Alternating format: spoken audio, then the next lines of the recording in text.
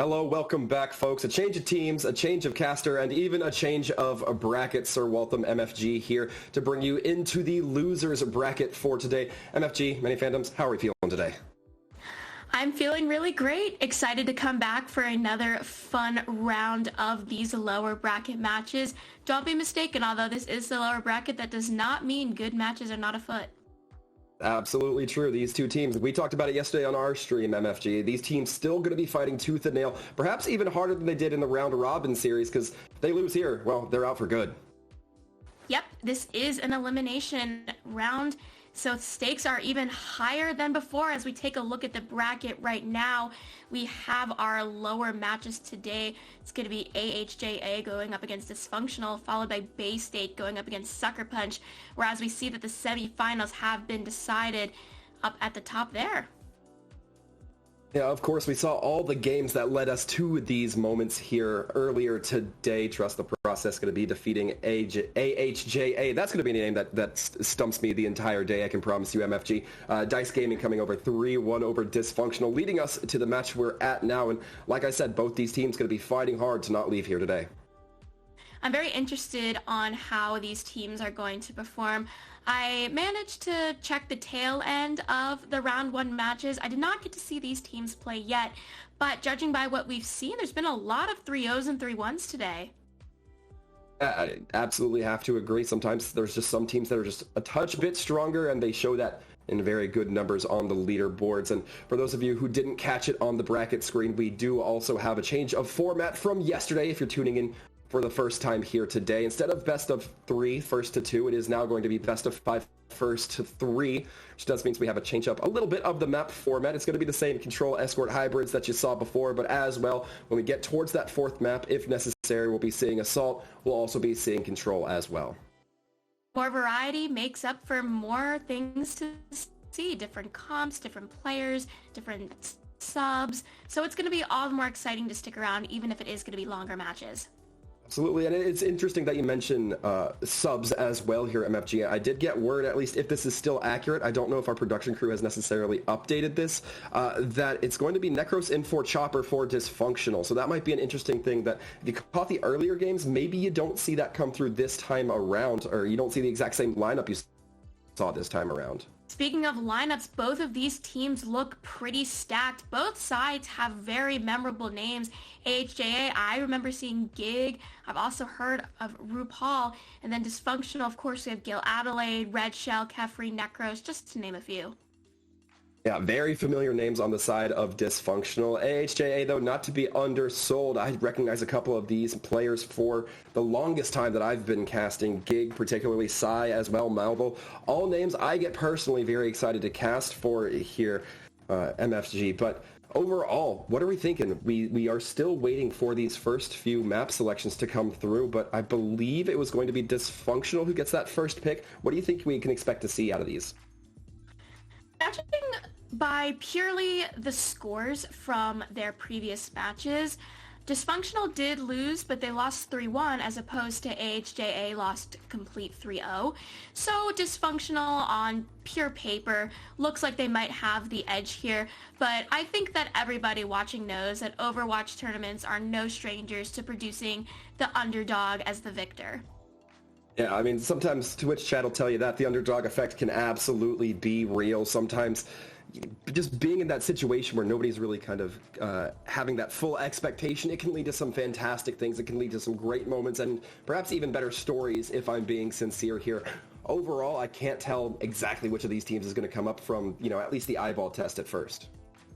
I love how you mentioned stories, because that is something that's so unique to these tournaments and that I love to see, because there's little individual stories that can be created when specific players just make plays that are just out of this world and coming in clutch for their team. And then of course there's the overall big story about one team making a clean sweep through upper bracket, or maybe coming from lower bracket like one of these teams has the opportunity to do and win it all. You're absolutely right. We are still waiting on that map pick, but going back to the stories things, there's so many ways we could see this develop, especially since we're now just out of the round robin. We kind of get into the more, I would call it a linear story, because now this is kind of where everything tends to converge into one moment, to those grand finals, to those finals where we see those two top teams going at it. but you could see a David versus Goliath match. You could see a fan favorite kind of match. You could see the underdog story. There's so much we don't know as far as who's really going to be coming out on top between these two teams. It's all the more important to keep tuning in, because I guarantee you throughout the course of the remainder of this week and going into next, there will definitely be a lot of unexpected plot twists and more developed storylines. We just keep hammering that topic because it's just so integral to these types of things, because it really makes them special. It's not just, oh, we watch tournament, team that's expected to win wins automatically. It's more to it than that, and that's what makes it exciting. Very much so, and a little bit of excitement. We have officially gotten word of our first map that is going to be Busan coming through. An excellent choice, I would say. Not the standard Ilios, at least I usually expect to see when it comes to map selections. So far, I have seen Busan be one of those popular picks here for the Control Ilios as well, but I remember talking about this yesterday, where the different layouts on Busan gives the opportunity for a lot of different compositions to be seen. Absolutely. I mean, you talk about the different submaps of Busan, the mini maps if you prefer. You have Mecha Base, where you can sometimes run a little bit more of a brawly close quarters composition. You have that downtown where there's so much high ground that can be used by those hit scans. We were talking about this, as a matter of fact, I think yesterday, MFG, about the different types of things you can see come out on Busan, and it's a factor of most control maps where they're very differently built for each submap. And that's the beauty of it all. It's a great way to start out the match, because it lets us really see the full scope of each of these teams, since they have those opportunities to run more. Looking right now, we see pretty different compositions for both sides. See very different compositions for both sides, but it looks like as far as the tank line goes, it's still going to be that very aggressive, try to get up in your face composition. We see Boger, J-Bubs on that Winston Diva, Gig, GTX on the Wrecking Ball Diva, so different but similar in some senses. I like how we're seeing the sniper battle too, because typically on downtown, that is something that is very popular to run. We see Kefri on the Famous Widow, and we also see Vision battling it out on the Ashe. Exactly what kind of angles Kefri's going to allow to open up for their team. We can see him slowly aiming down that alleyway, managing to get a body shot onto the Baptiste, but it's not going to be enough. And now, in fact, Kefri's the one having to take a little bit of a back step here, but it's opened up enough space for Dysfunctional, get their tank line in there. Boger, as well as J-Bub's going to be looking to apply some pressure. And right now, Chopper looking a little bit disoriented on this Tracer. Can't quite seem to lock onto a target, or at least get as close to a target as you would like. Both teams suffering one loss, but no healing for AHJA means that they're going to be a little bit more vulnerable, especially if Kefri's able to open things up here with another Widow pick. So far, it's going to be first initial cap going over to Dysfunctional, but AHJA is still not out of this fight yet. I like Dysfunctional's rotation there, but AHJA's rotation there was smart as well, because you see them on the high ground and they're still trading kills. Things are coming up for Dysfunctional though on that kill cam, but I still think it's a pretty fair fight. So far, it looks like it may have been, but that's not going to be the case. Gig going down. GTX probably going to get demeched here, and that's going to be a long stagger. No, in fact, Dysfunctional just going to put GTX out of their misery right away. Looking at the alt economies here, AHJA making a little bit of adjustments. We see RuPaul now on the Zen. The alt economy for Dysfunctional though, Chopper and Gale both have their ultimates ready to go. Kefri coming up close behind. But now that these swaps have come in for AHJA, that's a good sign of adaptability. So coming into this next push, despite that Infrasight being popped out, I think if they play it with enough tempo, they can definitely catch some members off guard. We're going to be going in a little bit heavy, but goes face first into an Orb of Discord and immediately has to back out, otherwise they will take a little bit of a walloping, and you have those sights online. You don't necessarily want to throw away your life as Winston. Chopper goes in for the pulse bomb, can't quite connect it. Haven't been seeing an excellent performance out of this player so far, but it's only the first map after all. And now with 2 kills going in favor of AHJA, big pile driver potentially coming through from Gig. It's going to be the Primal Rage from Boger just to buy a little bit more time, a little bit more space, but it's only going to give away more ult charge to AHJA. It's very critical here that they finish this off and cap the point, because if you notice, Dysfunctional is now in their 80s in terms of point percentage. RuPaul getting those cleanup kills, but now if you look at how they can combat these next few pushes, they have a lot of great things to utilize. The Bob to distract, the Bomb to scatter. Dysfunctional now still sticking to their composition, but Kefri is now on the Sim. Interesting that Kefri's going to be trying to go onto the sim. It looked like they were trying to set up for a teleporter up onto the high ground. Instead, that's going to be a pivot onto the Sombra. Nice pile driver with some mines coming in from Gig, immediately taking down that Brig. And that's a hugely effective minefield. You get a couple 15% maybe just off that push that now has to regroup from Dysfunctional. That's exactly what you want to see there if you are an AHJA fan, because they didn't use all the ultimates they had in some big rush to try to kill off Dysfunctional without knowing what ultimates they had. They only used one and they used it effectively, and that is definitely going to continue putting them in that good position to win if they keep playing with this style. Right now, Dysfunctional knows that they have a little bit of time to play with. They still have quite a bit of percentage built up on the point for their own possession. It's going to be Diva Bombs being traded back and forth. However, just trying to create a little bit of space. RuPaul going to be throwing into Transcendence, but it can't save GTX. A nice anti-nade coming in from Gale means that that healing is going to be null and void. Now Gale able to take this high ground from Ana. Nice comfortable position. Doesn't have to worry too much about being hassled, except maybe by that Zen, but a sleep dart will push him back just a little bit as the retake comes through from Dysfunctional. Dysfunctional is going to be taking this into last fight territory for AHJA.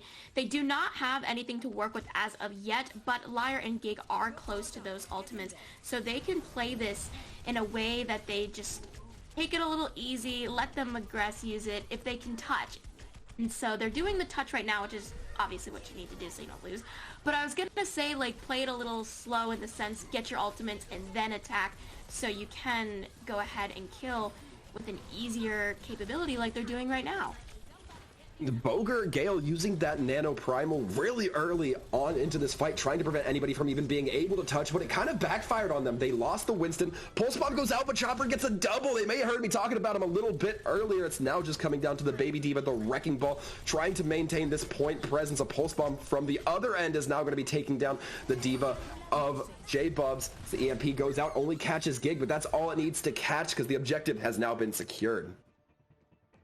I admire AHJA for how they handled that fight, because even though they did not come out on top, I still thought that they were thinking in the right way. So now coming into this next part of Busan, if they keep that same type of momentum and starting it earlier rather than later, that's gonna give them a good advantage here.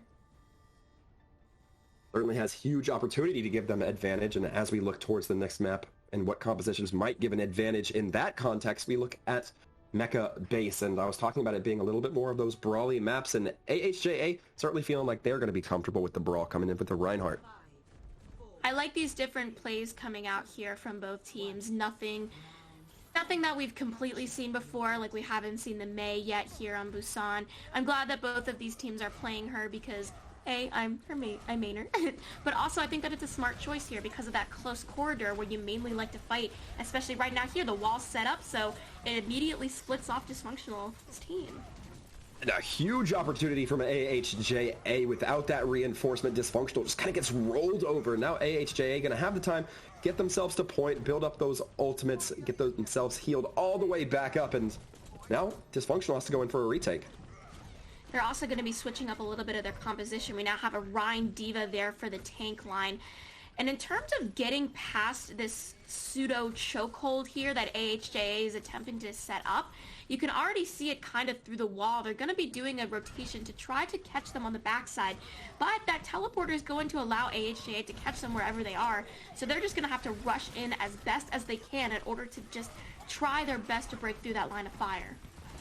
Almost a moment of weakness there for Gig. It gets sectioned off by the Mei wall, not through the choke, but vertically in relation to it. We now see Vision has that proton barrier up, but it looks like this fight already ended just as fast. Gale not able to get away, just clipped by that hammer. This is such a smart setup, and I've actually never really seen it before. Like, thinking about it and seeing it now, that sim teleporter is so perfect because Dysfunctional can't even catch them off guard because they can immediately zip over to wherever they're going to be. The only real win conditions here for Dysfunctional is either building up enough ultimates, we see Kefri's close to that blizzard, or maybe having that sheer opportunity to take down one of the members of AHJA by sheer surprise. Earthshatter goes in, but Gig is not able to connect with it. Immortality Field has to go in just to save Gig, and Vision actually comes in huge onto Boger, able to take them down, making sure that they're not able to get the pressure applied there. Gale barely able to turn that corner before they get taken down. Chopper is going to get a consolation prize with the sim, but Vision should be back fast enough if AHJA is able to get themselves coordinated. Hopefully so, but now it is going to be dysfunctional in terms of spawn advantage because Vision has to make that way. So they need to be extra cautious here to make sure dysfunctional doesn't go on that rotation that they are taking right now because they're not going to be able to get there as fast. Caffrey, though, looks like it's going to try a sneak attack onto the point while the rest of dysfunctional pushes in.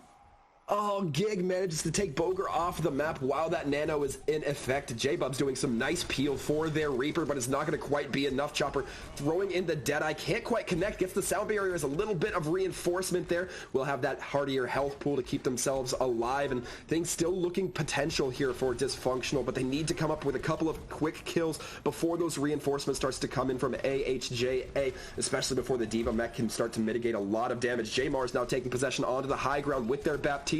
That is a very powerful position for a soldier to hide in or to have possession of. Earthshatter comes in, cleans up one. Thing's looking so good for AHJA. Despite what was looking like a shaky fight, they managed to come out successful. See, what did I tell you? They started off with that momentum and they managed to take it 100-0. That is really what you want to see from a team. You want them to be able to bounce back, learn quickly from their mistakes. That sheer adaptability is really what makes a team shine. So I'm curious to see if they're going to continue with that or if Dysfunctional is going to learn from their mistakes and maybe make this one a little bit more close. Well, Kefri are going to be looking like they're leaning towards that sim to go ahead, but Dysfunctional once again with the more rapid comp, should we say. AHJA not going to be opting into a Lucio, at least as far as the the final 5 seconds of countdown go here. So they're going to be looking for a little bit more of that glass cannon backline, the Brig and Zen. Looks like the rotation is going to be coming on to the right side, which is not typical. Normally both teams like to go immediately down center, but judging by the composition that both teams are running, particularly with that Brig, it's smarter to fight in these close quarters because it gives her more of a chance to gain her ultimate quicker. Oh, a Gale goes down. That means it's just going to be up to the Brig for the side of Dysfunctional to try to keep the team alive, but that's going to be very hard. Dysfunctional, probably not a team that wants to play too close against this composition. Accretion goes out, barely misses that Sombra. Kefri able to get away with his life, but points slowly being capped by AHJA, and if that's the case, it's going to be very good for them. They'll continue to build up progress here as Dysfunctional has to regroup. I like the way that they played that because when you start off early and catch Dysfunctional off guard like they did, you're going to have that great ability to set up wherever you want, especially as we saw last time on Mecha Base. But now Dysfunctional is starting their push again. Kefri on the Sombra, hoping to get a hack to allow the rest of Dysfunctional to push in with ease. Kefri will get the hack, but it immediately is forced back, so can't really push in with the rest of Dysfunctional. May have been a momentary lapse. J-Mars almost taking themselves out with a pulse bomb. Has to barely dip out of the way. Vision has Bob, has Dynamite, has the Coach Gun, has everything to keep this Winston at bay, but Boger is going to have Primal getting shredded, though. Won't even be given the opportunity to use it. So many stuns coming through from AHJA that there is no opportunity for that Winston. Kefri has EMP, though, might be looking for it. RuPaul, a juicy target if they're able to connect, but with members looking so low already, I have to think they probably save it to the next fight. Something I have noticed on the side of Dysfunctional was the nanos given by Gale have not been as successful as probably wanted to, because we saw where Gig was able to take out that nanoed Reinhardt and even just then keeping nanoed Boger at bay. So maybe Dysfunctional might want to try a different support line if that ultimate is not getting the full usage it should. Oh, the Transcendence comes out. RuPaul, I think, anticipated Kefri's Translocator to lead into the EMP blast, and this is probably what Kefri's going to be going for. Does connect with it, is able to take down that Zenyatta, but it comes at the cost of his own life now with the Primal Rage also leading in. Boger just trying to cause a little bit of mayhem, a little bit of havoc, but gets caught in the Gravitic Flux, brought dangerously low, eventually cleaned up, and despite what was looking like a very solid engagement, Dysfunctional have not quite locked this into pocket just yet. In fact, AHJ still managed to hold on to this point. They have mines as well. They're going to be dropped right onto the support line. The support line needs to be very careful. They can't move too recklessly here. Gig continuing to cause such havoc, and this is all all good because it's all progress Dysfunctional is not getting, MFG. Man, I really was rooting for Teferi there because I thought that was a really smart play, baiting out that Transcendence in order to pop that EMP, but I guess just enough members of AHJA were able to dodge it or anticipate it themselves, and now as the kills trickle down for Dysfunctional, it is going to look like AHJA is going to be taking Busan. That is so amazing. The plays that came through from Dysfunctional, but credit where it is due. AHJA were able to temper themselves. They were able to come back. It looked like Dysfunctional had a lot of set plays that AHJA just knew how to handle. And you really love to see that, like I mentioned earlier, that sheer sign of adaptability.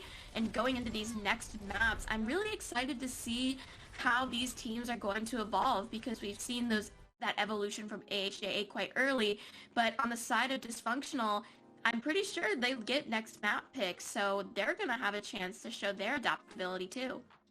You're absolutely right on that in both senses. They will have next map pick. Loser does decide the next map that we will be going on to, as long as it's an escort map, that is, but they will also have the opportunity, because of that choice, to flex whatever they feel most comfortable on.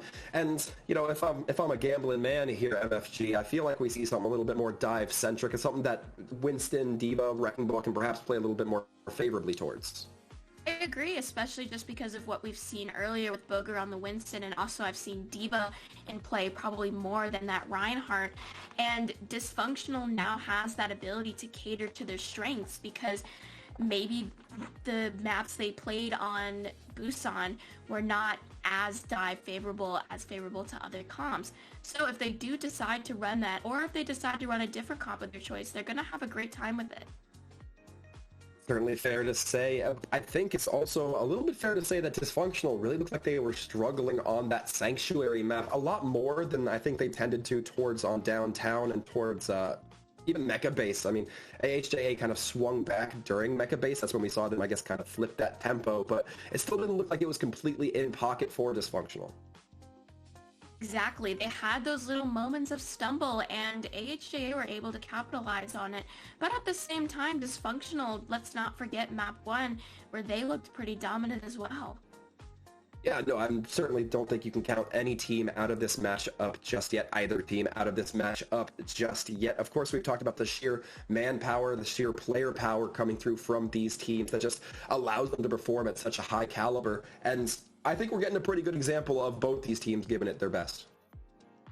I'm super, super happy to see that, because even if it is the lower bracket, none of these teams are giving up. Both of them are still going strong, making this such an entertaining evening for you and I to cast, and I could not be more happy. I certainly tend to agree, and folks, we have just gotten word about our next map. It looks like Dysfunctional will be processing the thoughts that are also in my head. They'll be leaning towards that Dorado, something a little bit more vertically favored.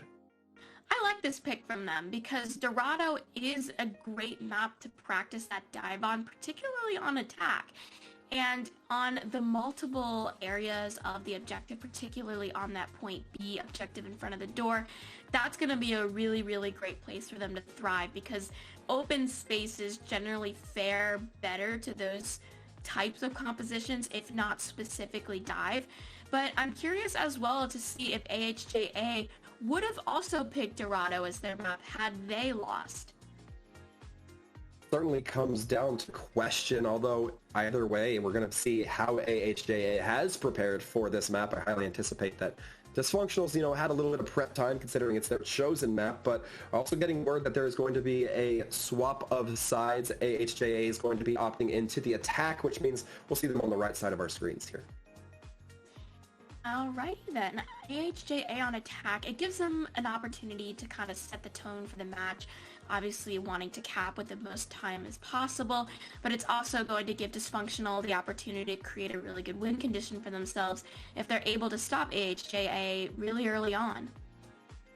I think that there will be plenty of time. There's a lot of opportunities within Dorado to really get things going both defensively as well as offensively, and you can hear the music in the background, the trumpets blaring. We are about ready to head off to Dorado. Maybe I'll pick up a piñata and get some sweets as well, MFG.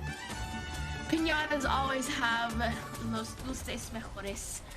I miss piñatas. I haven't had one of those since, man, years ago.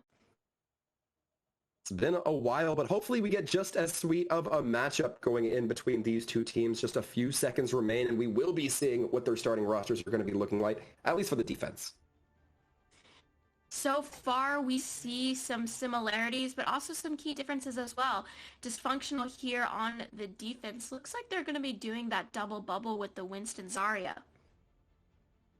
Certainly a very good option if you're looking for that Winston. You can get a very aggressive dive going in. Zarya projects the bubble right onto you. Then she has a lot of damage to kind of lean into.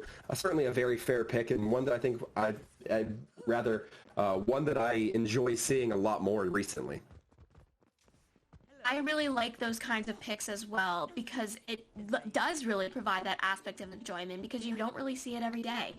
And going here, starting the match here in the next 5 seconds, AHJA is going to be sticking to that Echo Mercy, an obvious variation on the oh so popular Farmer Seed. It has been a fan favorite on Dorado for the longest time. We do see if AHJA is able to maintain that Sky control. It's going to be hard with Kefri on that Ashe, ready to pull members out of the Sky. Chopper immediately picking up onto Liar as well. And AHJA, they don't suffer too much. They're going to lose the fight. At least they start off weaker in this fight. They have the opportunity to get regrouped here, but the changes can come through rather quickly. We do see a change up. Jmar's going to be, I believe, switching to the Ashe and then immediately back to the Echo. Interested as to why they see that. Maybe a bit of miscommunication there, MFG. I don't know, because I would think that Ashe would be the smarter choice because we know how good Kefri is at hit scan, obviously, but also just more of the sheer, if you're an Echo and if there's a sniper on your team, you don't want to be in their line of fire. Well, fortunately enough for Jmars, you don't have to worry about being in line of fire. No mercy to bring Kefri back up. The Ashe gets taken out by a nice cluster bomb, and now AHJA coming in here, really trying to lean ahead, and we see the DPS trying to go around and trying to suffocate the defense of Dysfunctional. Self-destruct is going to come in. GTX gets taken down, and it looks like Dysfunctional, they were suffering for manpower earlier on, but they're going to manage to make it happen. Chopper coming in huge off the back end. I might be regretting what I was saying on Busan about Chopper. I really like, though, the aggression that AHJA was just doing because, yeah, the fight did not go in their favor in the slightest, but I think that's what you really need to do here because even though they did lose, I did see some bits where Dysfunctional had to kind of back up, regroup, and get themselves together before they could have that counterattack. And now we see Vision coming around the side. See them trying to make an angle here. J-Bubs has that grab. Will they opt to use it? There's a lot of targets here that might be a little bit too clustered up if you catch the drift. GTX gets demeched in the meantime, and so far with that, you got to think that Dysfunctional being a little bit more up can be a little bit more conservative on those ultimates as well. J-Bubs gets stuck, doesn't have the self-bubble. Vision equalizing the field just a moment here. AHJ has an opportunity to try to swing ahead. Kefri trying to take a couple shots at J-Mars, but not able to connect, and may cost him as now all the pressure looking to be put towards him. The tanks, however, providing a nice bit of peel, and AHJA has to take a step back, especially as they lose their Tracer. AHJA has a lot of great things to come into this next match, so yes, taking a step back is the great call there for them, because once everybody is back and ready to go, they could go in, but it looks like they decided to go in a little early. Jmar's already popping that Duke Winston. Oink gonna be separating these supports. Gale getting left out to dry because of the Moira fade. It's gonna be popping the Primal as well. Just needs 1-2 swats maybe onto this Moira, but she has that fade back up. It's gonna be taken out immediately. Dysfunctional now looking to suffer and play a little bit slower considering they don't have their supports, nothing to keep them healed. But with the tank line now gone for AHJA, there's not a lot of staying power. That Winston dangerously low, can't play towards the health pack, otherwise they'll suffer taking a couple of shots. But AHJA getting the cart slowly moved ahead. Dysfunctional will have time to contest.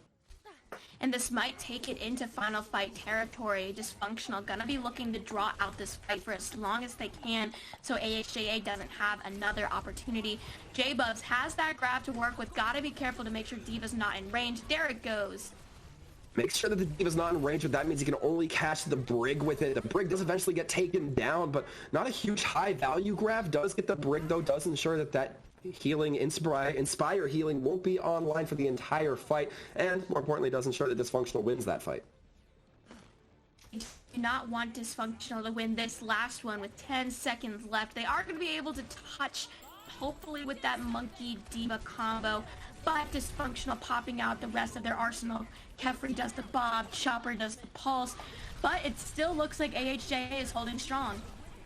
This is an uncomfortable position. Now Dysfunction has to try a touching. They have to start getting something done, but Bob has created enough of a time space in order to really get some damage onto those tanks, weaken AHJA while they have to put in that effort. But Vision looking to go on a little bit of a tear here, but one Tracer might not do it all by themselves. It's going to be the Moira trying to keep everybody alive.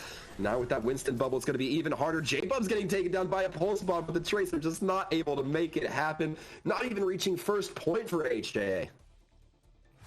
Dysfunctional has to put themselves in a really good position because I mentioned it at the beginning of Dorado. If you are that defensive team, you want to try to stop the offense at a point where it's going to be easy for you to take. So assuming they have that capability, Dysfunctional could very well be taking Dorado as they had planned. As they have planned, and I mean, I think we're seeing exactly why they chose Dorado here. No big surprise, given that, you know, this was their choice, and they've had an excellent defense so far. Now it's all going to be up to them to get it just over that 85.27 meter line. It is going to be a little bit of a challenge, though, because if I'm AHJA, I'm going to be fired up and going to be going 100% to make sure that Dysfunctional is not going to be up 2-0 by the time we finish here. 30 seconds left, and we can already see the defense rolling out from AHJA. Once again, a very fast composition. Gig on the ball, GTX on that Diva. So we're not going to be seeing a Winston come out from the defense. Why do you think that is, MFG? I think it's because they may not be as confident on dive as Dysfunctional is, because Winston's kind of generally more of a dive tank. And when you're on defense on Dorado, you don't really have that much to work with on the dive, because normally with the dive, it's better if you go low to high rather than high to low, just for pure physics, really. So I think that the comp that they chose to run anyway is smart in the sense of their play style, because Gig on the ball so far has actually been very useful in a lot of situations. See if they can find more usefulness as we proceed here. RuPaul going to be looking for that jump in deep. Winston to try to get that Discord online. Kefri going to be holding some hard angles, but not able to really leverage too much pressure onto that high ground. Has to decide to just back off. And already we're seeing AHJA have to start contesting here if they want multiple fights. J-Mars seeking that Moira, knowing that she's low and immediately going for it. Sees the Tracer, trusts that perhaps the duel won't be taken there, but Gale now stuck in a corner. That is a rough spot to be in, but the Zarya going to be nicely body blocking for her, enabling GTX to get taken out of the mech. Vision now with the kill onto the Winston. Things are going to be looking very difficult for AHJA here if they don't start getting kills without losing any of their own, and that's exactly what happens, but that cart still moving. They gotta be careful here because they won this fight, but the time bank's still looking pretty strong for Dysfunctional. Nano already up from Gale to pop out, even if it's not with another character with an ultimate. AHJA, though, they have a lot of defensive tools to use, particularly that minefield coming up, even the Bob to just even provide some stall time where they go and rotate. But speaking of rotations, Dysfunctional gonna be going up on the high ground yet again.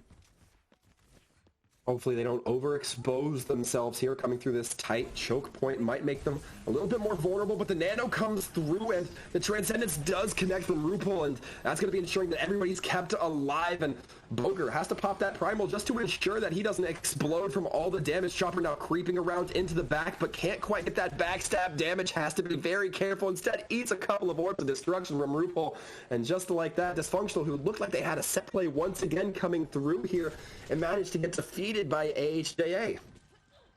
I honestly thought that Dysfunctional had forced RuPaul to pop the trans on purpose, because looking at their ult economy during the fight, I thought they were going to wait till RuPaul finished and then kind of go out with their full arsenal, but AHJA either got lucky with those kills or maybe even predicted what Dysfunctional was trying to do.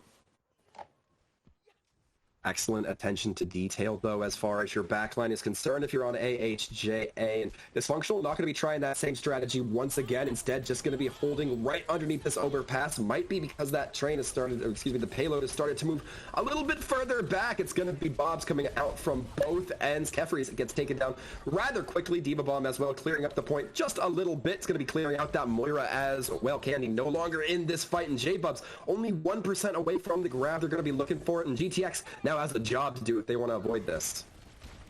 Exactly, and it's going to be super, super huge and important for GTX to be there at the right time, because coming down to the less than 1 minute mark, this is going to be that win condition for Dysfunctional, the ultimates they do have, because even if it's not everybody's favorite tactic, it is a tactic that exists, the pure alt rush just to clinch the point in the last hour. But it looks like that is what they're going to be trying to do. Grab already popped out, and it's pretty huge. 2 on the pulse. It's huge as well, but the Transcendence is there. Pulse Bomb catches 2. Pulse Bomb doesn't really care about Transcendence. It's going to deal burst damage either way.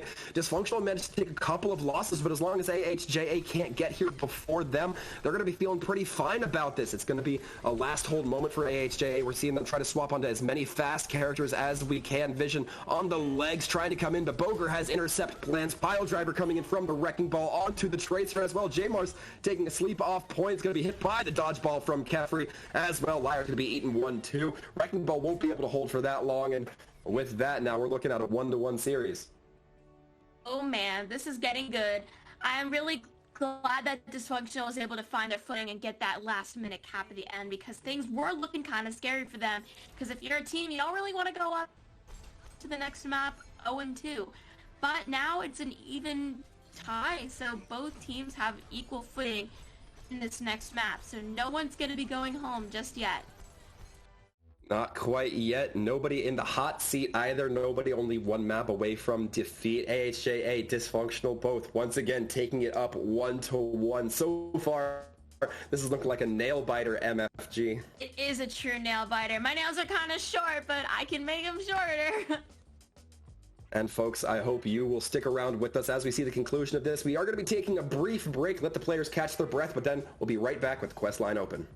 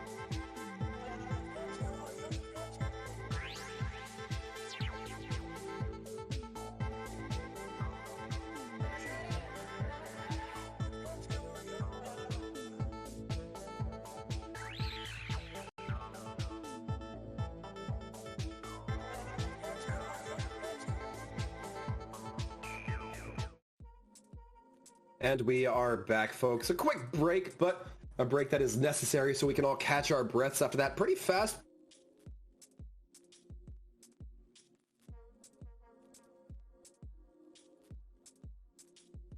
It was a very fast one indeed, so fast that you went into speed of light mode, talking so fast we can't even hear. But that was a very riveting match, as you were saying. We saw a lot of great things coming out from both sides, and we see that as reflected on the score, 1-1, AHJA versus Dysfunctional. Next map gonna be King's Row. I'm really looking forward to this too, because King's Row is definitely the most popular map by far, and that's for a variety of reasons. But I think the number one is that there are a lot of strategies that can happen on this map, but it's also able to be so that there's just a lot of things that can happen that teams can take advantage of really quickly. Like, for example, coming into that first point there where you need to unlock the payload, that little area is just so able to be controlled as a chokehold if your defense is able to split up the attacking team, whether that be through a May wall, maybe even far rockets, anything that can displace. And so I think that these teams are going to be taking that to their advantage. I believe that it's going to be AHJA that was going to be picking King's Row, so I think that they definitely will have that in mind. And speaking of that, though, having things in mind, it's also going to be up to Dysfunctional to kind of predict that. Because if you go into this thinking one way, like we've seen AHJA play, we think they're going to do X, and then they end up doing Y, you're going to have a long struggle ahead of you, because even if you manage to find your footing in the end, it's kind of going to take you longer, and it might come back to bite you in the butt. But like I did say before, it is still 1-1, so we're not quite done yet. So even if one of these teams does lose here, it's not going to be the end of the world for them. But, you know, you always want to go in swinging and win at the easiest way you can.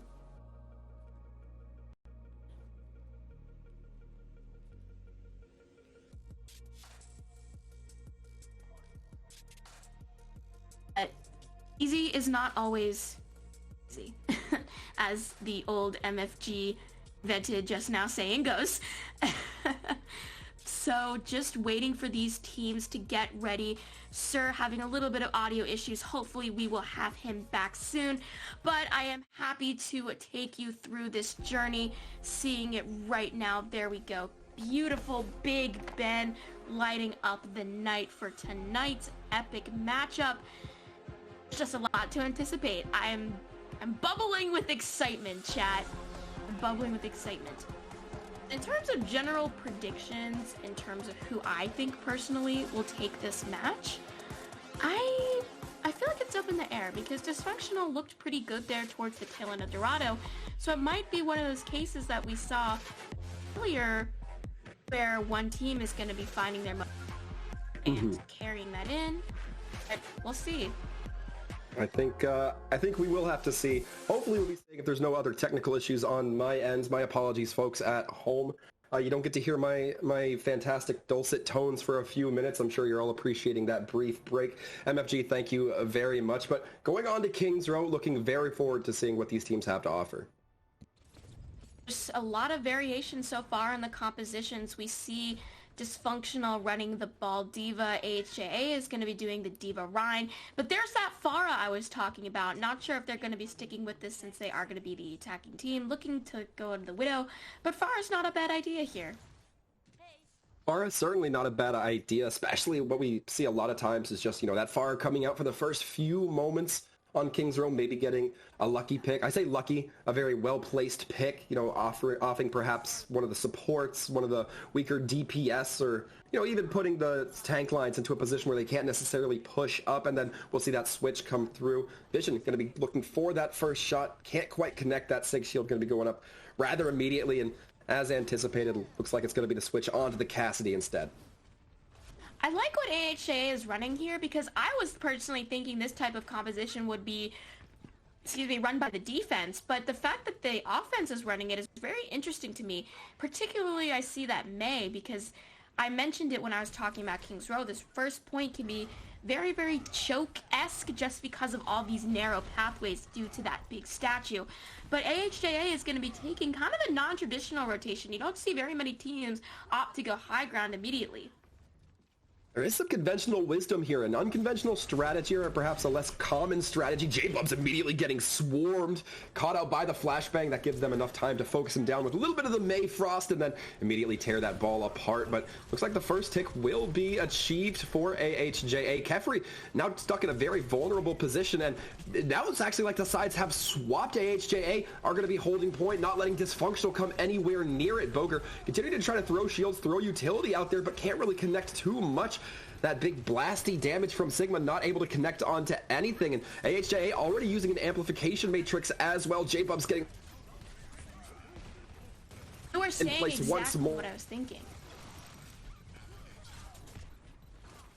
Like, I was thinking the same thing too, how those sides really managed to switch, and that's just incredible that they were even able to do that in the first place, because I was just caught completely off guard. I was like, wait a minute, who's going where?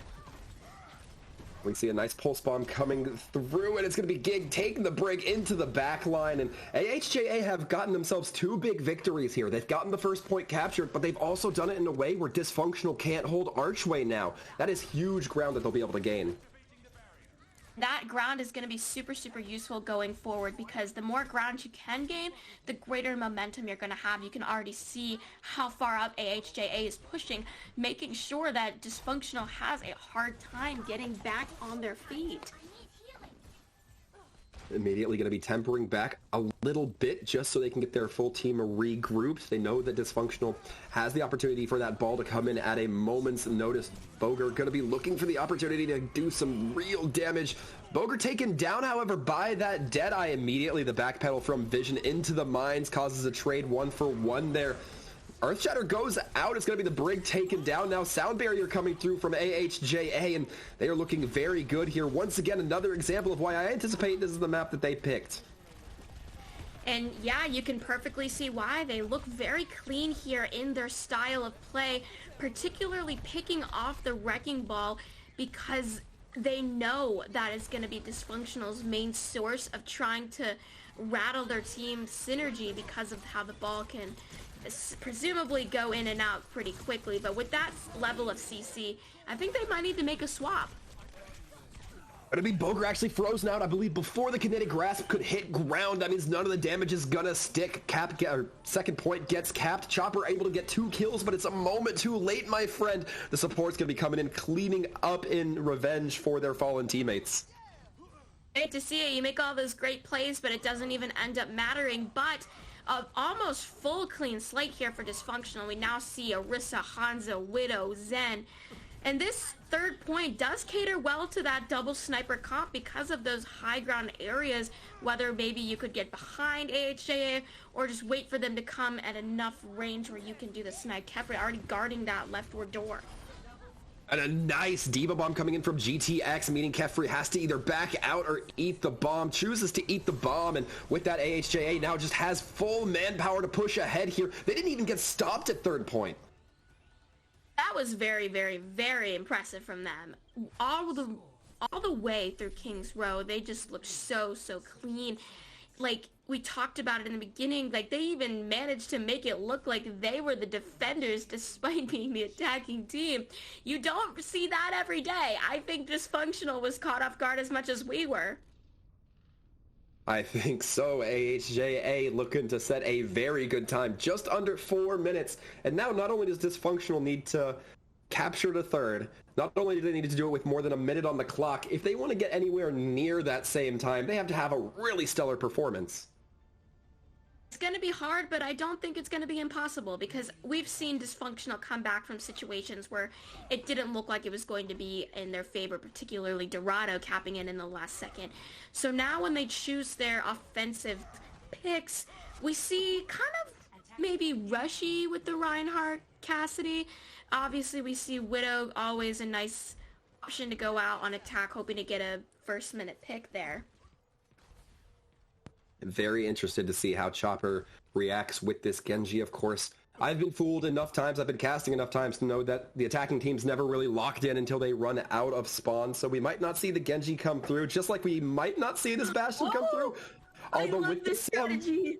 With the sim, we're going to see Mondada's hat come through here, the teleporter likely on to top of the statue, giving a nice high ground advantage to Dysfunctional. We're going to see Kefri set up, but the teleporter gets immediately destroyed. An excellent reaction from AHJA. Immortality field goes down, and Dysfunctional's just not built for this kind of pressure. Ryan tries to get away. Kefri gets taken down, and it looks like the attackers are coming up with a couple of kills, but it's certainly not the pace they'd like to set initially. I don't know what kind of strategy is happening here. Whether AHJA just knew they were going to try to do that, getting lucky, or maybe Dysfunctional knew that they knew. Because right now it doesn't look like all hope is lost. They are on point. They have a tick. Kefri's still set up on the Bastion, even if it's not on the high ground. It's as if both teams predicted what each other was going to do in that moment. And I love this from GTX, just staying on top of Kefri, making sure that he's not able to get that damage outpour that Bastion is so good for. It's going to be 33% achieved for Dysfunctional, but they might be a little bit stubborn if they anticipate staying on this Bastion. Kefri's going to be switching to the Widow. Chopper going to be switching to, it looks like, the Ashe. I like this double sniper out here because that communicates to me that both these players are comfortable on those heroes, because if they're not, say that snipers aren't the necessary pick here, meaning that they don't have to play sniper if they don't want to. But the fact that they're choosing to means that they're that confident in their abilities, which is something you really like to see a player be. Vision going to be throwing in the Deadeye just to try to restrict the movement that Dysfunctional is able to take here. It's going to be the Mercy popping the Valk. Kefri throwing a mine down. I think it might have meant to go out a little bit farther. It doesn't look like they were in any threat of being dove. Either way, AHJA going to be playing a little bit conservatively here, but the amplification matrix comes out, and so does AHJA in force. May trying to throw these icicles down. If Kefri catches even one to the head, or excuse me, if Chopper catches even one to the head, they will be dead. Much like Liar right now, Kefri will be taking down the Diva as well, but she has the self-destruct, can't get away, and GTX turns an almost certain loss into a victory for their team. AHJA are going to be able to stabilize here as well. Boger on a little bit of a later death. AHJA putting themselves in that dominant position. Their odds economy looking great. They're able to take care of the members of Dysfunctional with relative ease, and now we've got a minute 38 left on the clock. Dysfunctional still has time to take it. Getting those great staggers already with GTX is gonna give them a bit of an advantage here, especially now. More kills coming in. They're not backing out. AHJA has no supports, and the Blizzard goes out onto the point just in time for a few members from AHJA to come in and help clean up the Rhine. Bubs gets demeched as well. Things are looking rough for Dysfunctional, and they've already burned so much time off the clock in comparison to AHJA. I'm wondering why now Chopper is deciding to go on the Genji, because we've seen them switch to Genji, switch off to Ashe, switch to Genji, but now it looks like they're going to be sticking with it for this last bit here, but I don't think they're going to have enough time to build up a blade or any useful bit of ultimate, so I'm very interested to see what their planning is behind this. We're going to be seeing the Deadeye come in. A nice pin means that shield's not going to stop any of those bullets, particularly the one that connects onto Boger. The flashbang goes out onto Chopper. Chopper has to slow their roll just a little bit here, but is able to regroup with their team. The tanks of AHJA pushing so far ahead, but it's not going to stop. Still a couple of kills coming through that Maywall. Going to be meaning that Kefri can't quite get sights onto too many people, but does still manage to find Liar. No sound barrier available for this fight, and that's fortunate because Dysfunctional needed to win it. Man, Chopper was just proving me wrong there, getting 3 kills there to win that fight. AHJA not going to be able to recontest here at all, despite popping out that Matrix. But it's the exact opposite of what we talked about with Dysfunctional on defense. AHJA is now going to be able to hold this archway, and this is such a good defensive position, especially with sound barrier, especially knowing that that Widow can only take 1 or 2 different select angles unless she wraps all the way behind you. Liar now just going to be cruising the walls, waiting for anybody to overexpose themselves so they can get booped right into the waiting arms of the team. Diva Bomb goes out, but Gig shields the entirety of their team. Genji gets the Blade, or gets the Nano, but can't quite get that last Shuriken for Blade. Gets immediately taken down. No Nano Blade this time around. It's going to be AHJA saying, good luck, try again next time. And that Diva's going to get stunned out or frozen out. J-Bub's on the slow walk back. Really liked how Liar used that beat there, because in my mind I was thinking that they're going to be saving it for when Chopper did have that blade, but instead they decided to use it when there are other ultimates being popped out, and it worked really well in their favor. Gig though shattering the entrance. That's an unfortunate moment there from Gig. Chopper finally pulls out the blade, but isn't going to be able to get too much with it. We hear that Blizzard go out as well, just to keep Dysfunctional within that spawn room. This is all time being burned off the clock, and it's time that AHJA will still probably have to be able to get a regroup here for one of the later holds in Streets phase. And even if it is going to be a later hold than they had originally hoped, it doesn't mean that all hope is going to be lost, but especially Vision up there on the Cassidy looking to do a sneak high noon, but Chopper on the Doomfist probably not going to be letting that happen so easily. Oh, Boger goes in for an optimistic Earthshatter, doesn't quite make it connect, gets stunned out, frozen. That's the main tank experience of Overwatch. Self-destruct comes in, forces the redirect of the shield from Boger. Boger now getting torn to bits, dangerously low, almost gets saved by the Maywall. Can't quite make it happen, though. Vision trying to saddle their way across the Maywall, but once again, can't happen. Chopper now trying to play from within the inn. A lot of people getting frozen. This is a small killing room for Doomfist. I like this swap a lot. It's definitely going to fare well on part 2 of King's Row, especially also the Doomfist is able to make sure that AHJA doesn't get to try any funny business. For example, how Vision kind of tried to do that sneak high noon from the back line, because Doomfist is so fast and can kill so easily when played with that level of skill that Chopper's shown. Keeping AHJA honest, perhaps we'll say. A nice May wall is going to come through, bisect the team. Blizzard goes out, not quite eaten. Looks like GTX might have had it, but Kefri going to be taking down the opposing May. Sound barrier comes out. AHJA wants to win this here, but they don't quite have the manpower. They have the sound barrier, however. Vision trying to dance around, but Chopper managing to land those abilities. Time still looking very slim for Dysfunctional, though. It's going to be a question of can they get it without overtime. It will have to come straight down to the wire. They have a lot of tools to use here. Almost all of their ultimates on the table. AHJA, it's going to be a little bit difficult for them, but it's still not going to be impossible. Jamar is already finding Shark Candy, essentially taking that beat out of the fight right now. That's going to be so brutal. If you're Dysfunctional, you either have to commit to a fight that you're not going to have beat for, or you have to wait. And once again, waiting for that regroup means you're not going to be able to do it in overtime. And then you're going to get pushed on by a Blizzard. Excellent performance coming through from Jamar. Both Rhines charging into one another, getting stunned out, but the reinforcements are there for AHJA. That means Dysfunctional, near impossible for them to get it in time now.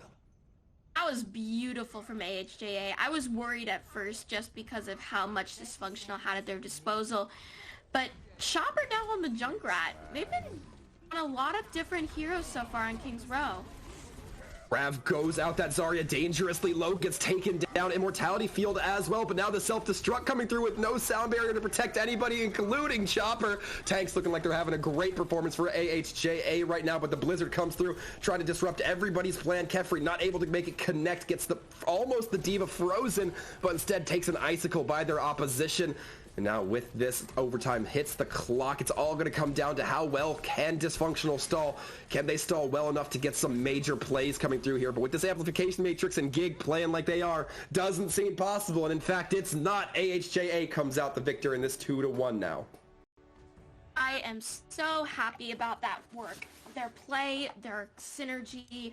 AHJA knew exactly what they were doing, and they did it so well.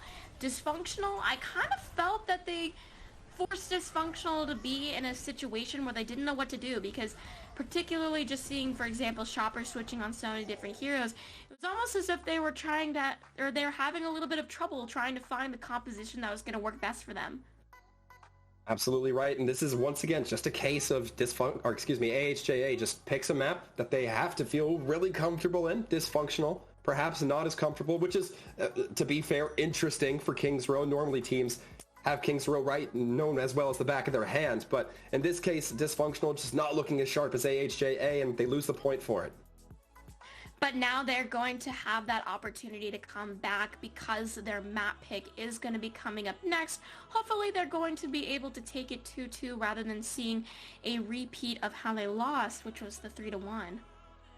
And I think that they already knew what they wanted to do when it came to that assault map type, because they've already told us that it is going to be Anubis. No big surprise if you're looking to lean on Kefri with that massive hit scan potential there as well.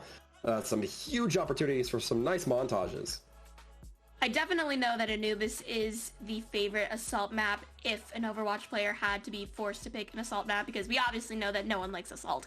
But you're right in the sense of the Widow being a super valuable tool here, and I think that they are definitely going to use that to their advantage, which is what you like. You like seeing a team picking a map based on their team's arsenal, because obviously that's gonna give them the best chance to keep going.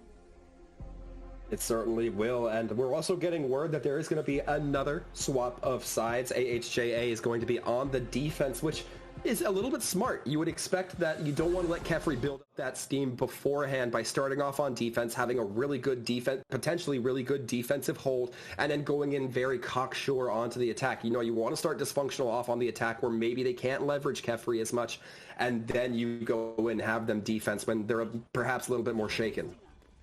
It is a very smart strategy on the side of AHJA, because I think they knew, oh, we're going to Anubis, oh, that's probably because of the snipers.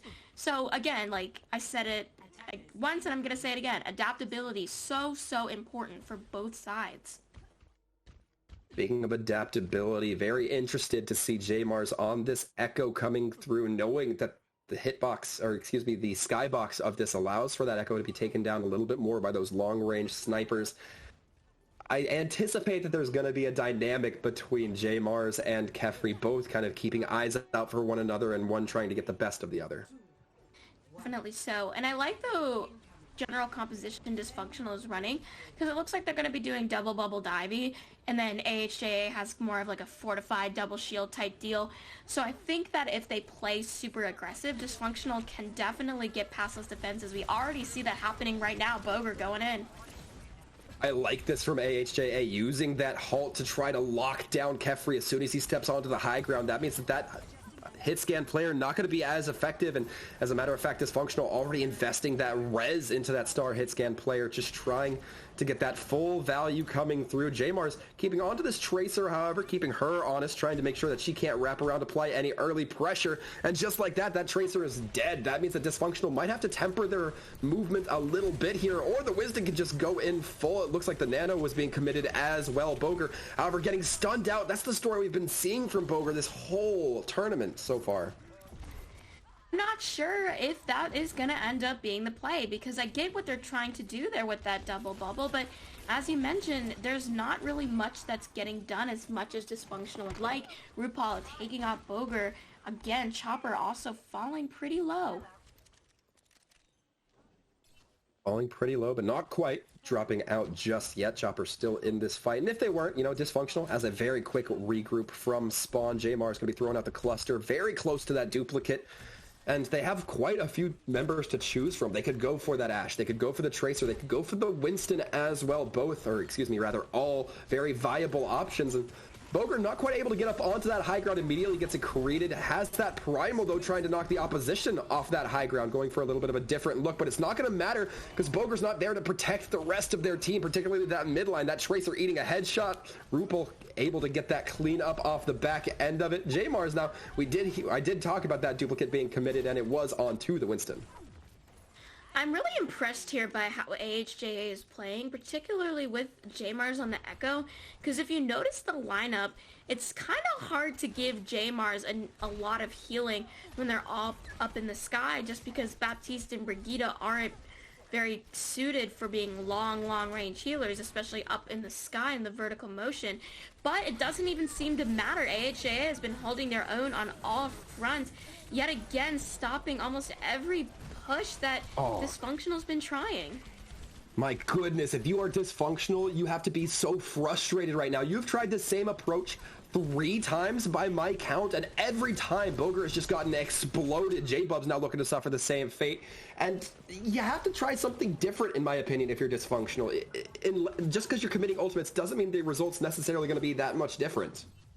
I agree, because if you keep trying and trying with especially ultimates, hoping that you're going to break through, you're going to realize, just like we are at this point, it's below 1 minute now, and you don't really have much time left to keep trying and failing. You got to figure out something quick. That's exactly what we see. We do hear the amplification matrix come out, and AHJA now going to be in a very juicy spot where they have the entirety of Dysfunctional enclosed in this small space. Dysfunctional. You tried a different route. I appreciate you for it, but it did not work. Really hate to see it because I feel like as a viewer of Overwatch matches, you can't help but just get a little frustrated when you see a team try a strategy over and over again and it just keeps failing. It's as if like, come on guys, you gotta do something else. But now in the last fight territory though, they don't have as much time as they would like to switch, especially since ultimates are there. Ultimates are there, but Kefri is not. Chopper actually gets the stick, but the immortality field comes through. Dysfunctional really trying to commit everything they have. We've seen the primal, we've seen the grab, we've seen the pulse bomb, but so far Jamar is going to be the first kill I believe that we've seen come through from Dysfunctional.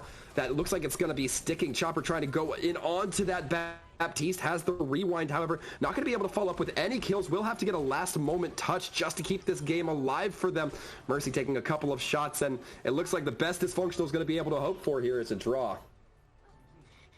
And Dysfunctional is now going to have to really hold strong here if they don't want to lose, because this is it for them. If they don't have that solid defense, then AHJA, all they need is a tick. You can't help but wonder what they could have been thinking there, because on the surface, as we have reiterated, are they trying this again? What's their point? Yada yada.